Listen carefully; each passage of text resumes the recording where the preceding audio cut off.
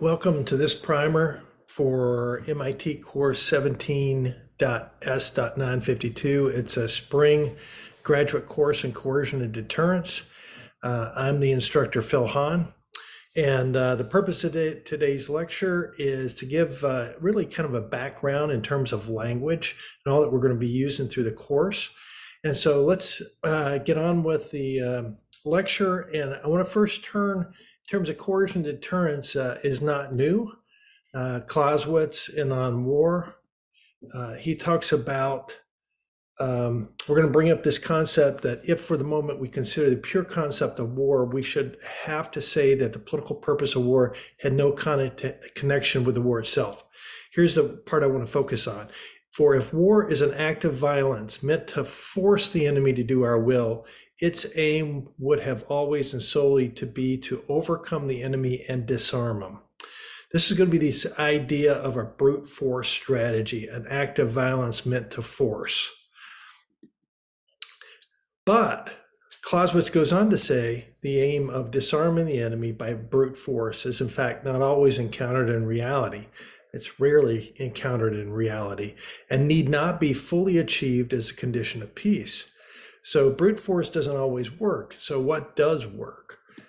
So the inability to carry on the struggle, that means brute force by disarming the enemy, can in practice be replaced by two other grounds for making peace. The first is the improbability of victory. The second is its unacceptable cost. We're going to find out that the improbability of victory in coercion and deterrence language now is called a denial strategy. So reduce the likelihood that an enemy's strategy succeeds or deny them. The second, the unacceptable cost, is going to be what's known as a punishment strategy or an imposed cost type of strategy. So Clausewitz is already differentiating coercion and deterrence from brute force in his book on war. Now let's talk a little bit more about brute force. I kind of drew out that definition, but let's talk about it a little bit more. Imposing violence or the use of violence to take or keep an objective. That would be a brute force strategy. Your opponent doesn't get a choice. You take it or you keep by the use of violence. Now, I have discovered three different types of brute force strategies. The first is what Clausewitz is talking about, disarming the enemy. So you can think of a military formation, invading a territory, defeating the enemy's army in battle, after disarming the territory, occupying that territory, and by brute force taking that territory or imposing a regime change. A second type of brute force strategy is a fait accompli. Here you don't disarm the enemy. Instead, what you do is surprise them. You move before they can react and take whatever objective. So you can think about seizing an island before the opponent could actually mount a defense. And the third type of brute force is more like a psychological. There's actually two aspects of this, shock and awe. This idea of overwhelming the enemy quickly. They still have the ability to react, but they can't. So you can think of a blitzkrieg or a deep battle type of approach, which would pierce the enemy's front lines and go deep inside the enemy's rear in order to sever their lines of communication. In that sense, they can't physically order other parts of their army to take action. Or alternative, you can have what's called strategic paralysis. You operate in such a fashion so quickly. What John Boyd talked about was the OODA loop, the operate or observe, operate, decide, and act, faster than the opponent can do, such that the opponent actually can't react. All these strategies of brute force mean that the opponent, you're not trying to gain concessions from the opponent. You're trying to take or defend whatever the objective is. We're not going to spend a lot of more time on brute force other than to understand these are strategies or threats of these type of strategies that can be coercive or deterrent. Schelling talks about the difference between brute force and coercion deterrence in Arms of Influence. There is a difference between taking what you want and making someone give it to you, between fending off assault and making someone afraid to assault you, between holding what people are trying to take and making them afraid to take it, between losing what someone can forcibly take and giving it up to avoid risk or damage. It is the difference between defense and deterrence, brute force and intimidation, between conquest and blackmail, between actions and threats. So Schelling is talking about this clear difference between taking action, in this case, brute force to seize objective, and making threats to take action, either to take the objective or to impose cost. Let's move on and talk a little bit about coercion. Now, Webster has a definition of coercion that's okay, the practice of persuading someone to do something by using force or threats. Here, someone is persuaded by use of force or the threat of force. If we take this a definition of coercion in Clausewitzian terms, it would be the threat of force or restricted acts of force, something short of a brute force invasion, to convince our enemy to do our will. In this definition, it's not enough to get someone to do something. It has to be to do something that you want them to do. Okay, so these definitions, coercion has to do with threats, demands, threats for your opponent to take some action that you want. Usually the demands are explicit. I want you to give up this territory, and then for the target to change its behavior. A change in the status quo. Currently you have something, I want you to change that. These demands are backed by threats. Usually for coercion, it's explicit of what will occur if the target doesn't actually make these concessions. And then both the demands and threats, they may be explicit or implicit, and they may be communicated verbally through public discourse or through private or secret negotiation, or by nonverbal means, such as demonstrations of force. You may not actually have to come out and say explicitly what the threat is. It may be observable. And then also to be successful with coercion, there's this implicit or explicit assurance that if you make concessions, the threats won't actually occur. If you're going to go ahead and impose whatever the threats are, then it's very difficult to actually coerce. Now, in the course, we're going to find out the relationship between coercion and this term compellence. Now, the word coercion is in the dictionary. We already covered that, but the word compellence is not. Thomas Schelling, in his book, Arms and Influence, that we're going to read, takes the base word of compel and creates this term compellence. It's fairly common in the security studies fields, but it's not common elsewhere. It's not in the dictionary. People don't understand the word compellence. You usually have to explain it to them. So Schelling is making an explicit argument that coercion includes both deterrence, which we'll talk about in a bit, and compellence. He makes that on page 71. By contrast, Bob Pape and Bauman to Win, it's just a footnote, but he talks that coercion is the concept that Schelling calls compellence. And what I like about that is the fact that a lay reader, a military officer, a foreign policy, or a civilian who is not trained in security studies will understand coercion. If you explain, if you're using the term coercion and you're explaining it to somebody in your family, they'll get it. If you use compellence, they may be a little concerned because it is a made-up term.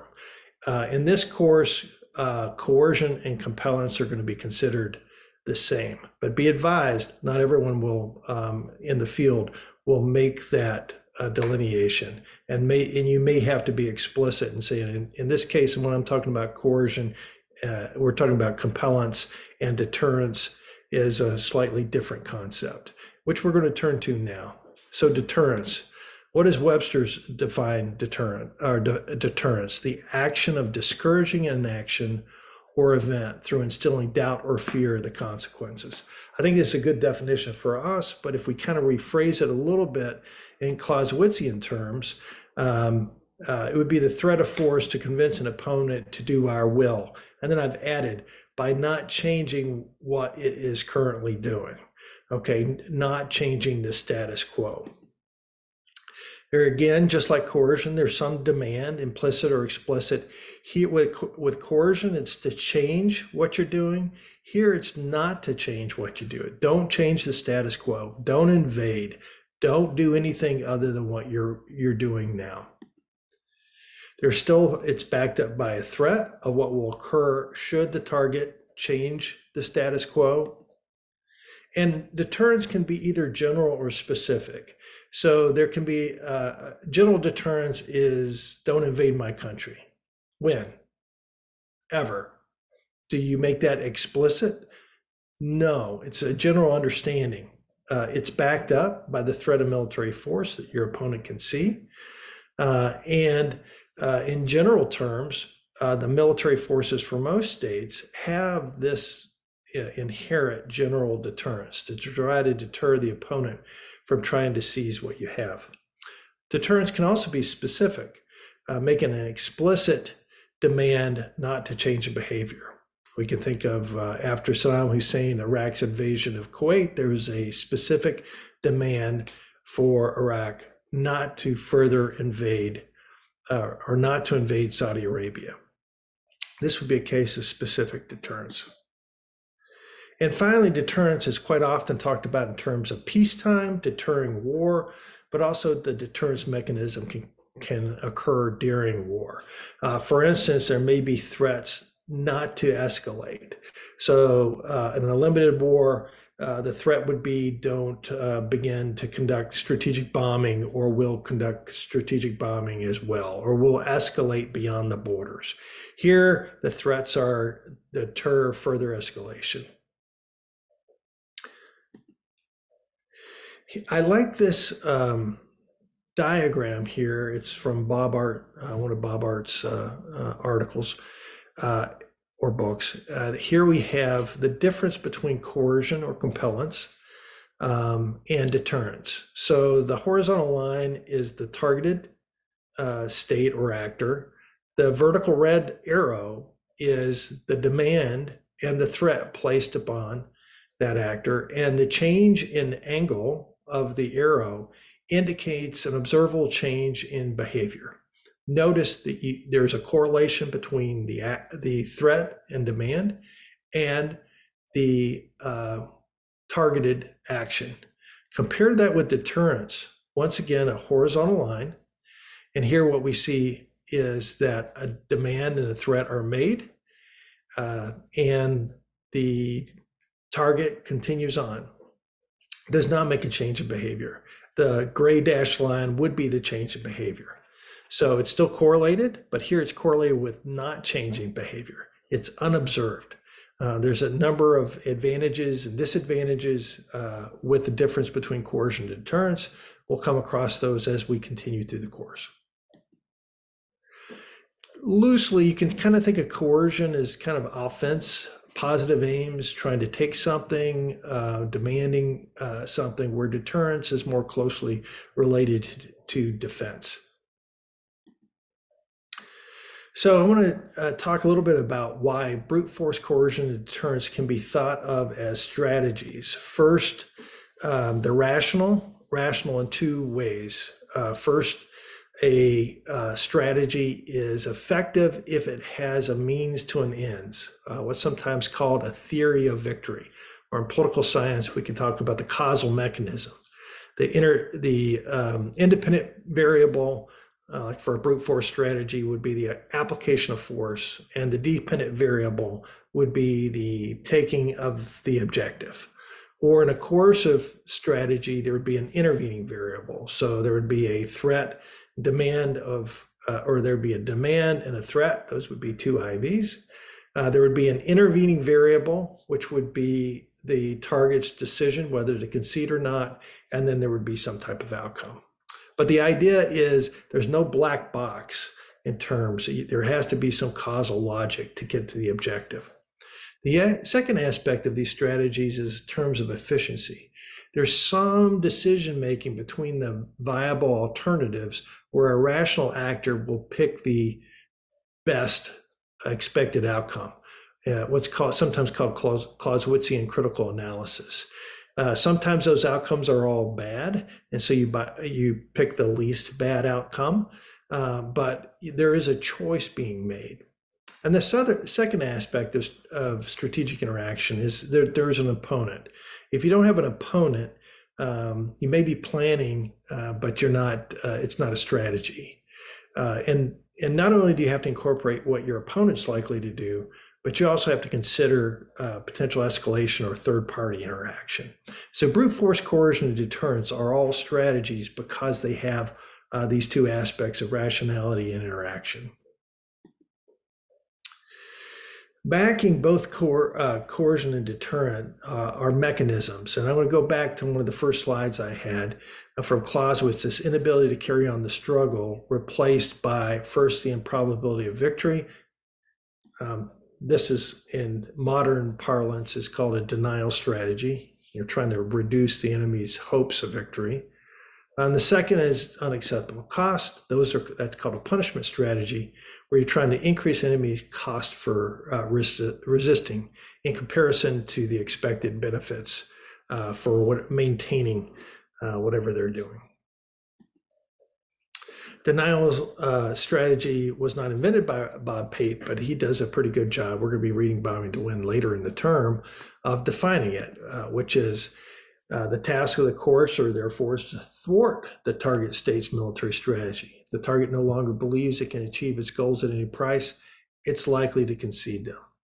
So the second aspect, though, is once there's no hope of military success, any further cost paid by the target state becomes futile, and they'll make concessions, is the assumption. So there's two parts. Denial, it includes affecting the probability of victory of the opponent in whatever strategy it's trying to adapt. And it also requires some expected cost to exceed the expected benefits to actually get those calculations. Let's contrast that to punishment.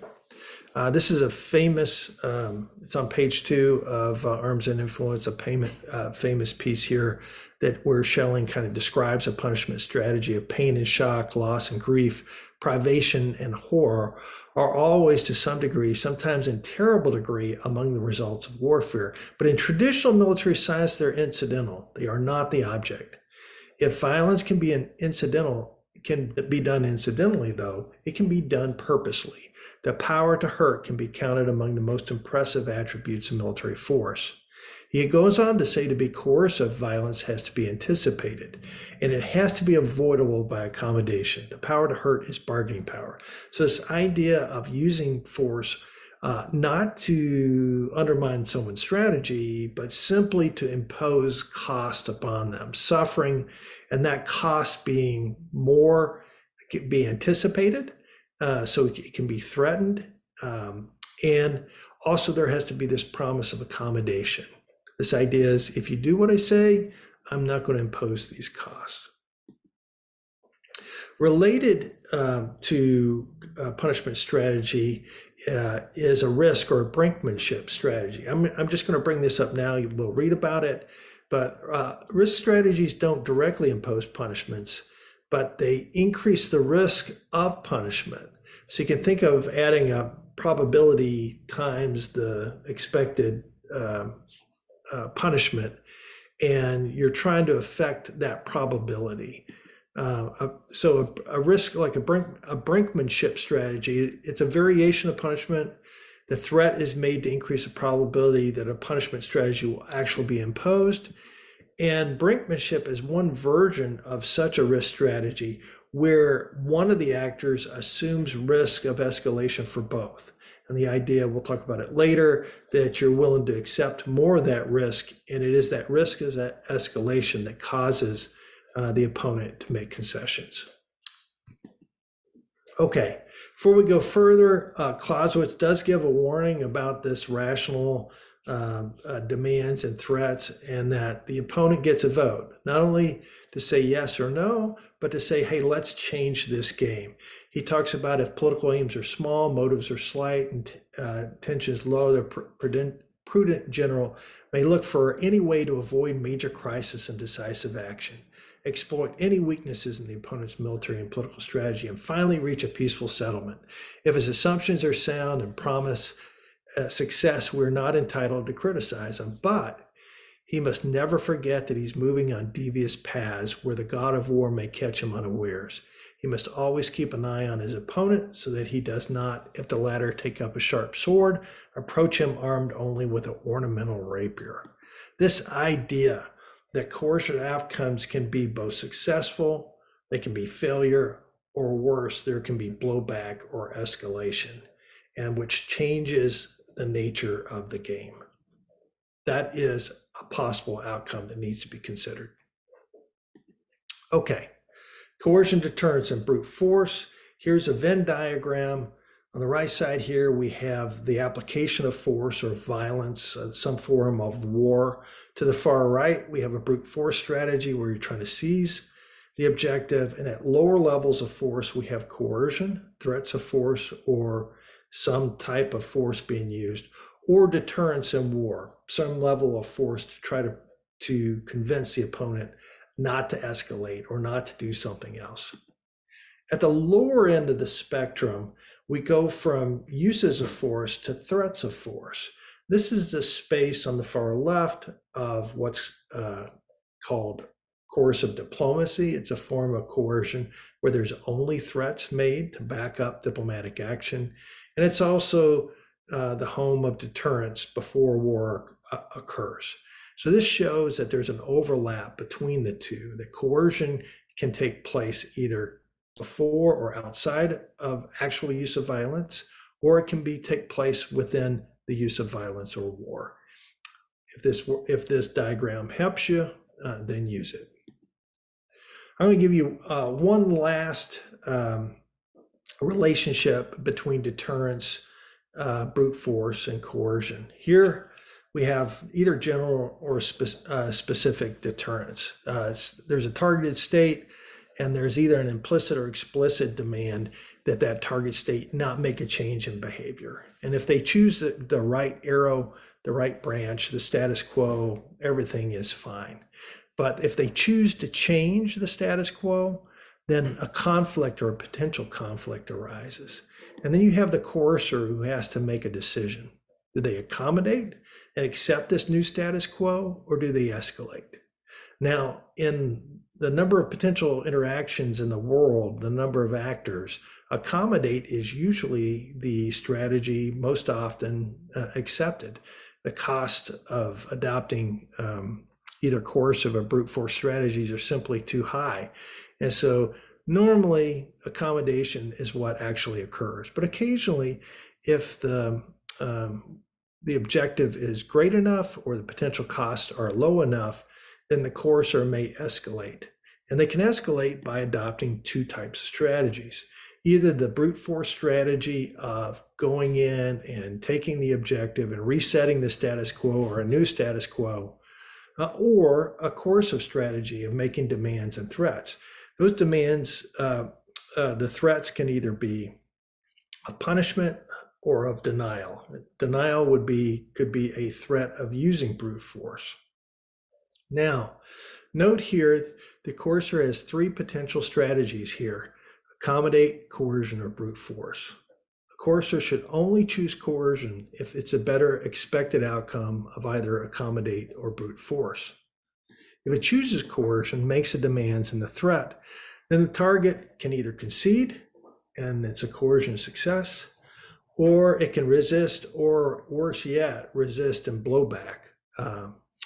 And so note here that the coercer should only choose coercion if there's an expectation the target will concede.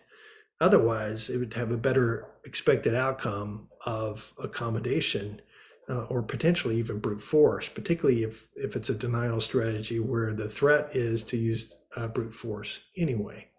So if this diagram helps you to show the relationship between deterrence, coercion, and brute force, then I hope that that's helpful. I want to finish up now by just saying that, just as a review, this was a primer to introduce the primary strategies of brute force, coercion, and deterrence. It defined them. It talked about the differences between those three. It introduced the coercive and deterrent causal mechanisms of denial and punishment.